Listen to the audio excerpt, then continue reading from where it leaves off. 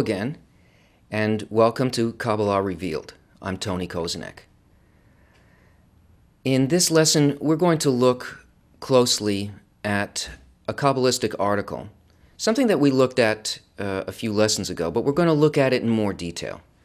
It's an article called "There's None Else Beside Him." This article comes from a book called Shamati. Shamati means I have heard. And these articles were lessons spoken by Bala Salam to his students. And his son, Rabash, Rav Baruch Shalom Halevi Ashlag, was one of his students.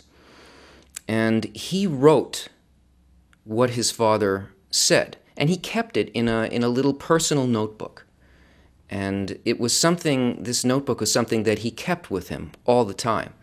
He had a few books that he constantly referred to, and this, the directions, the instructions, and the words of his father, he kept close to him. Rav Michael Lightman, who is my teacher and the teacher of B'nai Baruch, was Rav Baruch's personal assistant. He took care of all of his affairs and was with him all the time. And he was his direct disciple. And at the time, towards the end of Rav Baruch's life, Rav Lightman was with him. He was with him in the hospital. He was with him during that process. And during the time that he had studied with him, Rabash had shown him many texts that he hadn't seen before and that hadn't been shared with some of the other students. And Rav was aware of this notebook, and he had seen it and had borrowed it occasionally to learn from and so on, and it was a very precious thing. And when Rabash was on his deathbed, he gave this book to Rav Lightman. And Michael Lightman published the book. And it contains beautiful articles describing the inner work of a person. A lot of the work in Kabbalah is technical work. The study of the 10 Sephirot, Talmud Esser Sephirot, and other technical works, the Tree of Life, the Zohar, which deal with the technical aspects of creation as well as the inner states related to them. Well, these articles in the book Shamati, they're specifically made for the student to find himself, to identify inner states and to connect these inner states to the technical work and the Kabbalistic work as a whole.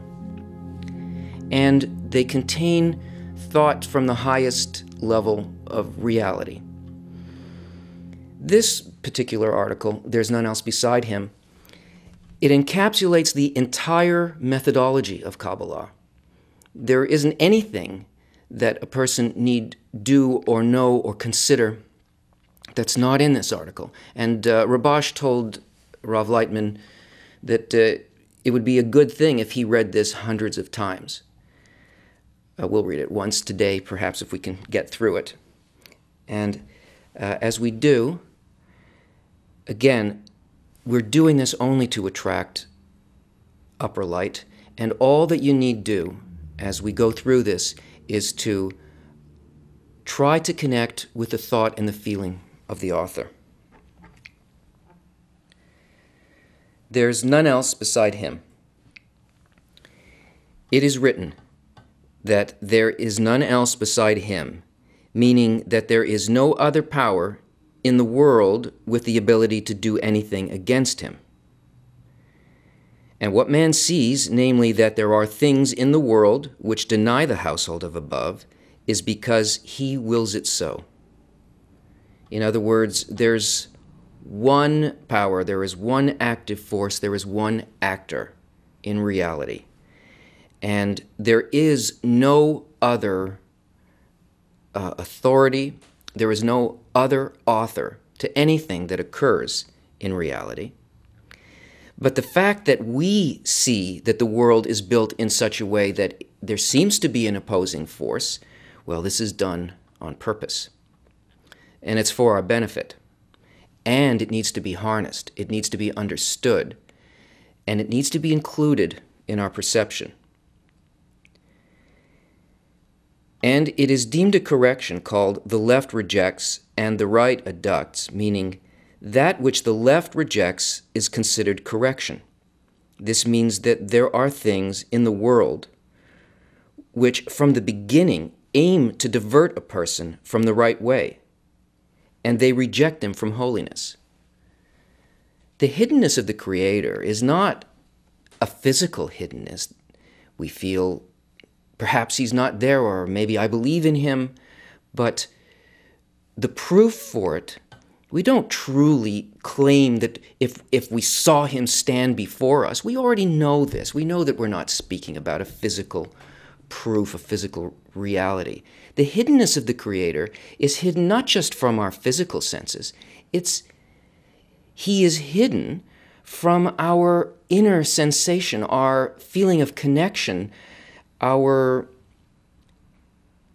faith, our direct sensation in our thoughts. He is hidden from us by our doubts. Right? There's a quality of our inner state that when we are filled with doubt, then there is a rejection. That is, there's a hiddenness. We feel that it can't be so and that there is perhaps some other force. It's this sensation, this inner state of hiddenness where the reason for things, or to feel that there could be any kind of a divine guidance behind anything, our doubt covers it completely. This is the hiddenness of the Creator, and this is his method of teaching us and bringing us along.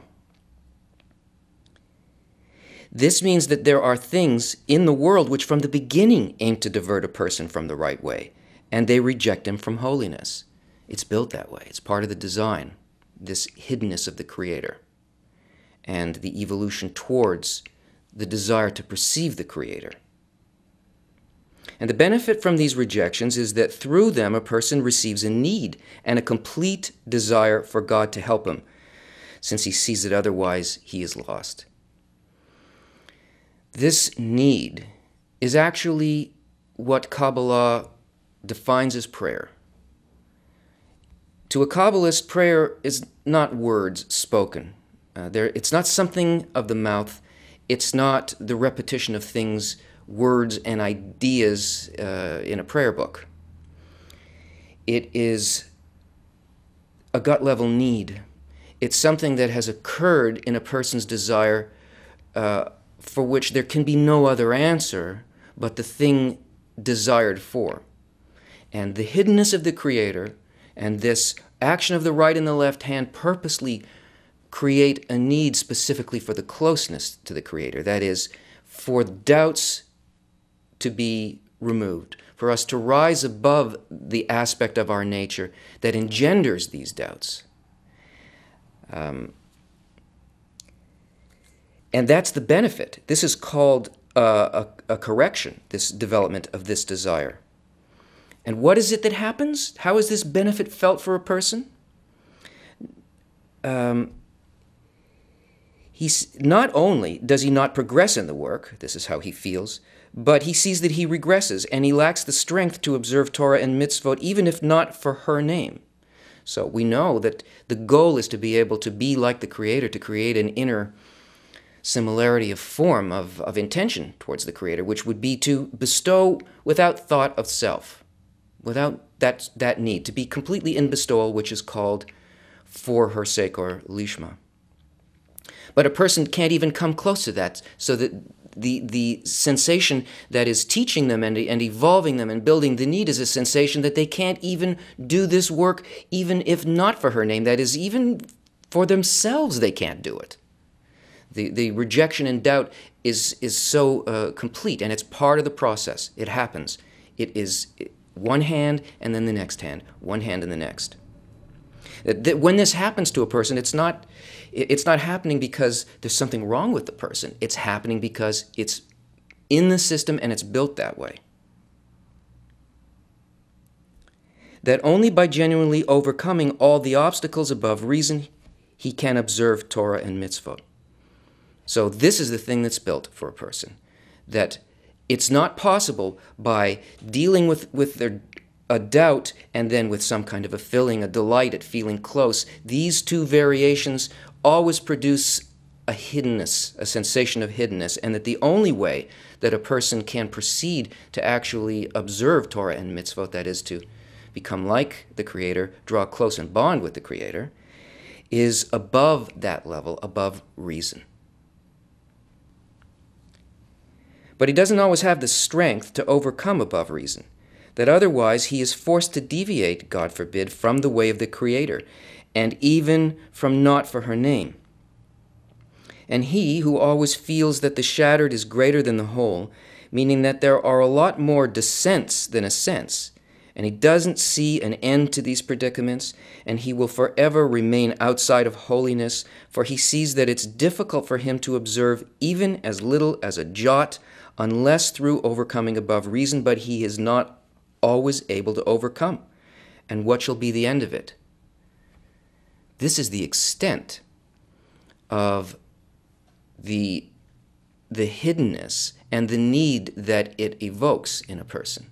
It comes to an extreme expression. That is, the more that a person wants this, the more they truly desire this, the more it appears that they're pushed away. And this is a response similar to the response of a parent to a child who is beginning to be an adult. You give them more room. You give them a kind of independence. You step away, and the depth of confusion of that adolescent or the young adult is an extreme situation, and it's done as by a loving father towards a child. This extremity of distancing. And what shall be the end of it all? How is it even possible? Then he reaches the decision that no one can help him except God himself. And this causes him to make a heartfelt demand of the Creator to open his eyes and his heart and to bring him nearer to eternal adhesion with God. This is what eventually happens. A true prayer appears within the person.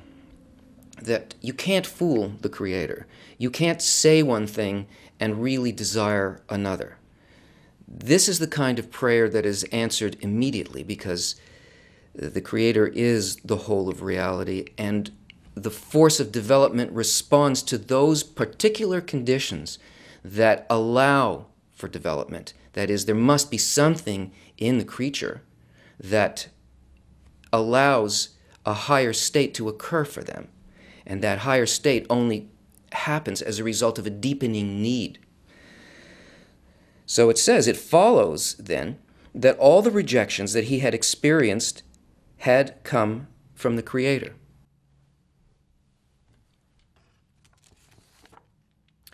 That means that the rejections he experienced were not because he was at fault for not having the ability to overcome, but because these rejections are for those who truly want to draw nearer to God. And in order for such a person not to be satisfied with only a little, namely, not to remain as a little child without knowledge, he receives help from above so that he won't be able to say, thank God he observes Torah and performs good deeds, and what else could he ask for? This action of the Creator, this rejection that was given to him, this doubt that entered him, was given to him by the Creator, specifically so that he would not remain still, so that he wouldn't be satisfied with some sensation at a distance, some idea, some belief. In other words, that he wouldn't function as a child in reality.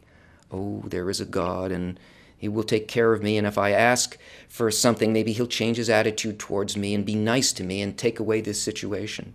No, this is the way that a child tries to deal with and manipulate a parent. But what is it that a child can do to a parent that would change the quality of the love towards the child?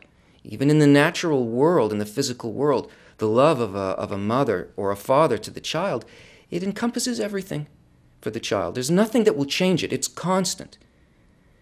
So for the person not to remain this way would be not to be satisfied with this condition, that this force both of drawing close and of pushing away is to evolve us into a spiritual adult. And only if that person has a true desire, he will receive help from above. So that's the condition. Only if a person has a true desire, of course there will be help from above. It's not that the Creator changed his attitude towards the person. It's that the person changed their need for the Creator. Their desire, which is a vessel, opened a place in which perception of the Creator can occur, so it does occur. It's a law. It happens. The answer to the prayer depends totally on the change in attitude within the creature. And he is constantly shown how his faults in his present state, that is, he is sent thoughts and views which work against his efforts. And this is in order for him to see that he is not one with the Lord. In other words, this contrast of feeling rejection and thoughts of doubt, they're not his. They are an action of the Creator on him while he is becoming a spiritual adult, while he's growing. And specifically, the hiddenness comes from, must be experienced as doubt and must go against his efforts, no matter how broad or how good or how precise he may have been progressing up until that point. It must undermine all of that purposely. And that is so that he can see a contrast between where he is now in a particular state and what he needs to overcome above reason, where he needs to be next. Because to be satisfied, you think, oh, I'm one with the Lord, I'm fine, I had this perception, I'm okay, I know everything now, I've got some kind of belief on this level. No, the Creator wants to create a creature and fill it totally with a bonding with the light. It has to be unbounded. So we have to see how unlike the next level we are so that we build this need again to move towards that level.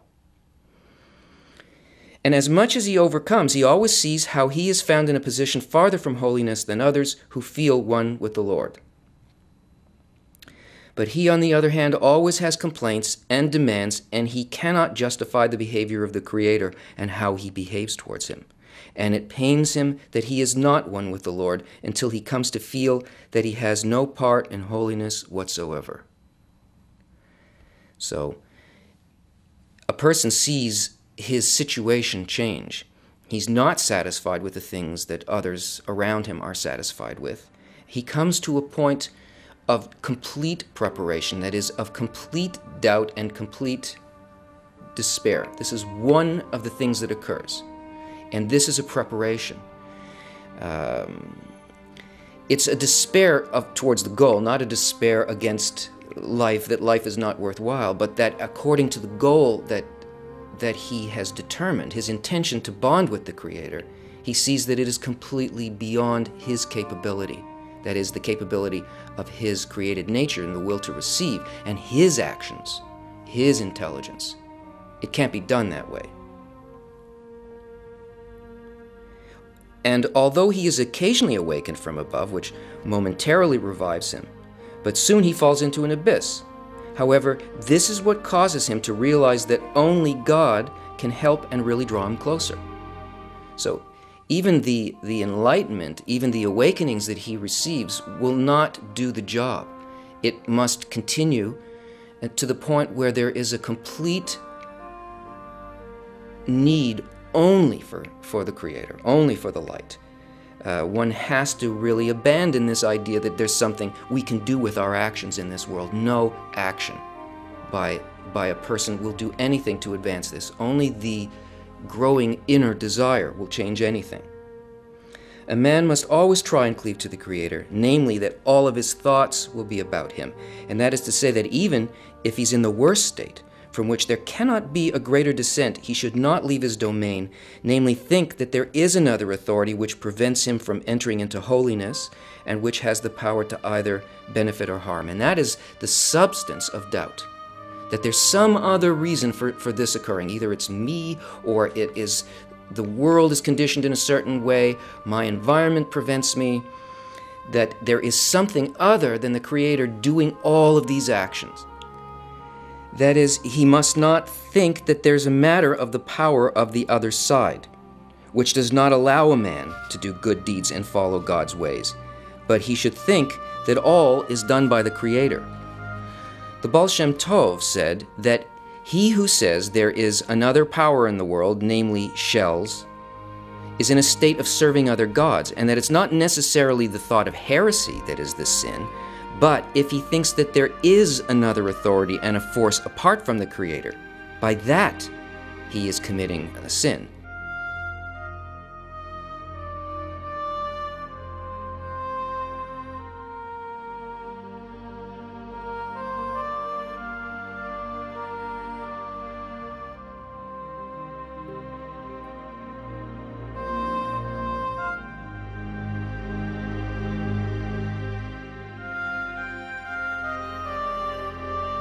That it's only the giving up of the goal of thinking that there is another power that draws a person away to make a decision that it is not only one force, it is not all the Creator. This distance is called sin. Furthermore, he who says that man has his own authority, meaning that he says that yesterday he himself did not want to follow God's ways, that too is considered to be committing the sin of heresy, meaning that he does not believe that only the Creator leads the world. All the thoughts that we have, all the feelings that we have, and all of the choices that we make based on those until we come to equivalence of form with the Creator, until we begin to sense spirituality, every single one of these things is placed in us. These are all actions of the Creator. Man has no authority in this, only his desire, only the growing of the vessel, specifically in a need for the light. This true prayer is the only action of man and the only thing necessary to ascend.